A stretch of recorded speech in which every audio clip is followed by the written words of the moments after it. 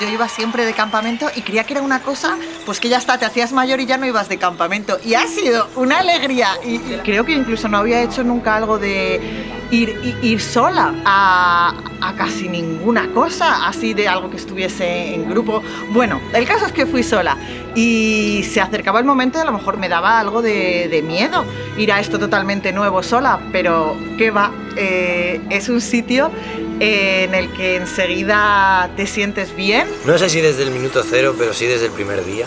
Yo me vi muy arropado. Me vi siendo esa persona que soy. Y encontrar a tanta gente con quien puedo expresarme, con quien puedo pasarlo bien, con quien puedo tener una conversación increíble, pero también echar unas risas. Porque la capacidad que tenéis de atraer a gente bonita, a gente que te enseña tanto de cada momento. Y quiero que cada vez sea más mi vida y ojalá también que se expanda a lo de los demás. Con gente súper humilde, pero a la vez muy profesional, muy válida, con las ideas muy claras, con mucha capacidad de crear. De las cosas que más me gusta de los encuentros de la Casa Amarilla es libertad, libertad, libertad, libertad, libertad, muchísima libertad y amor.